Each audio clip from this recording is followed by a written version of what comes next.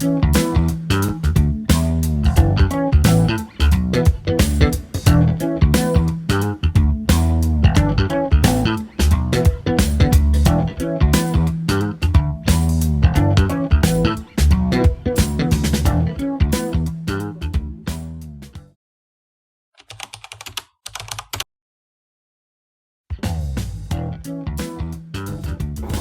rumah kaca diartikan sebagai naiknya suhu bumi.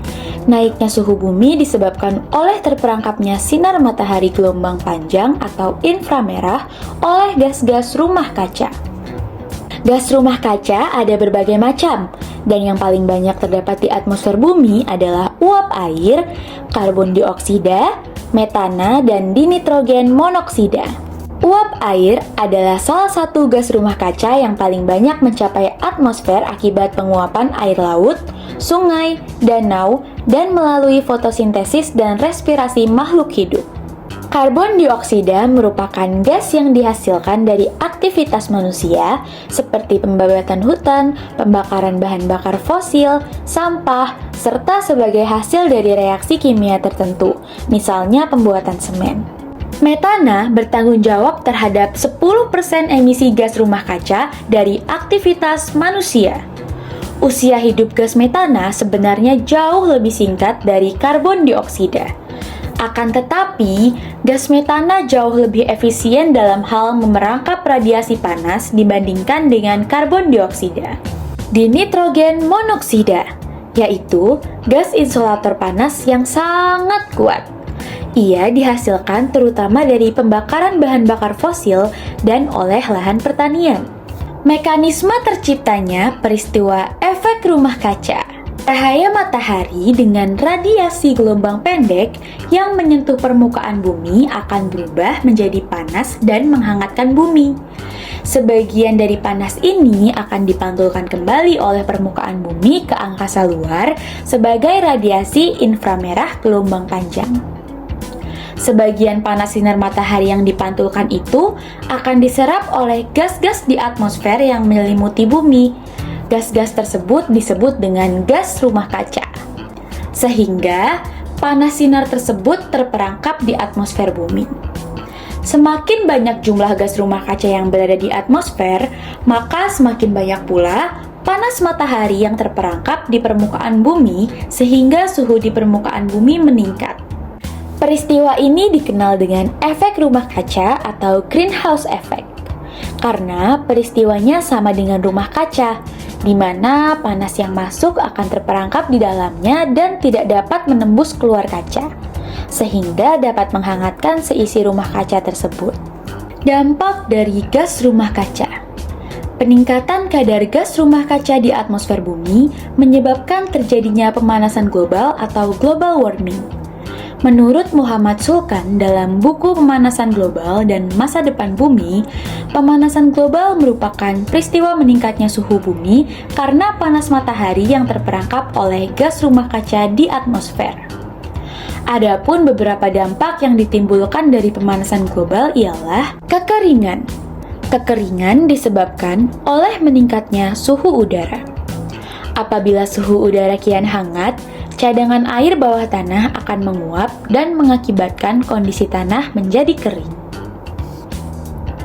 Terjadi angin topan. Tidak stabilnya suhu udara membuat angin berputar dengan kondisi suhu panas dan dingin. Cairnya es kutub. Suhu bumi yang kian hangat tidak hanya menyebabkan kekeringan, tetapi membuat gunung dan tumpukan es di kutub utara dan kutub selatan mencair. Munculnya berbagai penyakit. Peningkatan suhu bumi akibat pemanasan global turut memunculkan berbagai penyakit. Sebab, suhu hangat merupakan suhu optimal bagi bakteri untuk membelah diri. Manfaat efek rumah kaca. Efek rumah kaca dapat membuat suhu permukaan bumi tetap hangat dibandingkan suhu di luar angkasa, serta membatasi perbedaan suhu antara siang dan malam di bumi agar tidak terlalu jauh.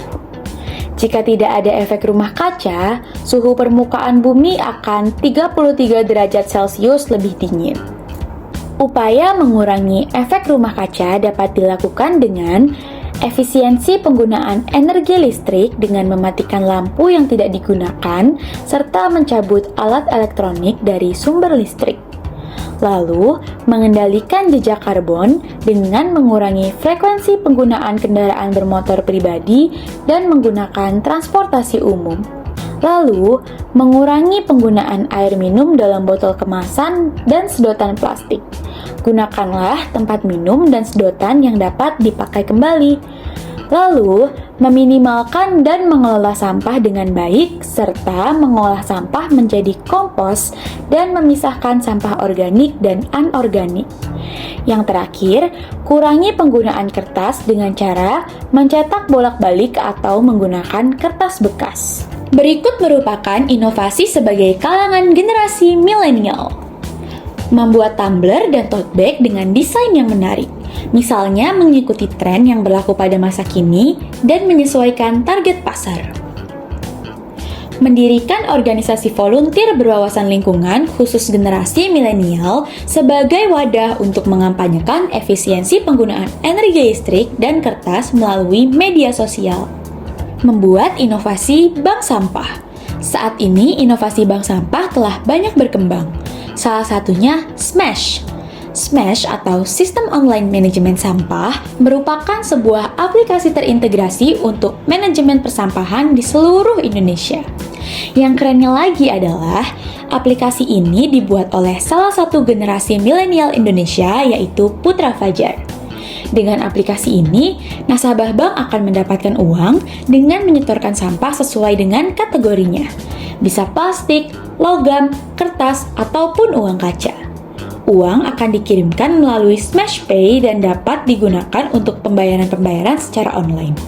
Smash juga bekerja sama dengan pengrajin barang-barang bekas yang mengolah sampah-sampah tersebut menjadi produk kerajinan seperti tas, topi, sandal, dan dompet.